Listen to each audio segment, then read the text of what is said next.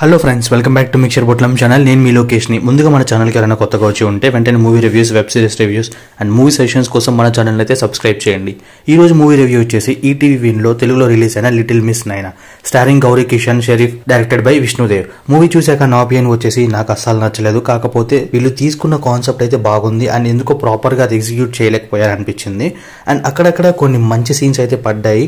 Still ఆ connecting factor అయితే అసలు మిస్ అయింది. స్టోరీ లైన్ చాలా ఇంట్రెస్టింగ్ గా ఉన్నా కానీ చూస్తున్నంతసేపు బోర్ ఫీలింగ్ అయితే వచ్చింది. అంటే అది కేవలం ప్రాపర్ గా సీన్స్ రాసుకోకపోవడం వల్లనే. So coming to story line వచ్చేసి, నైనా అలియాస్ గౌరీ కిషన్ పొట్టిగా 4 అడుగులు ఉంటుంది అండ్ అభిజిత్ అలియాస్ షరీఫ్ పొడుగా 6 అడుగులు ఉంటాడు. సో అభిజిత్ కి సినిమా అంటే ప్యాషన్, ఓసిడీతో ఉన్న నైనాకి చదువులు అంటే ప్రాణం. సో వీళ్ళిద్దరి మధ్య లవ్ స్టోరీ ఎలా ఉంటుంది అండ్ వీళ్ళిద్దరి మధ్య గొడవలు ఎలా వస్తాయి అండ్ లాస్ట్ కి ఏమైంది అని తెలియాలంటే ఈ మూవీ చూడాల్సిందే.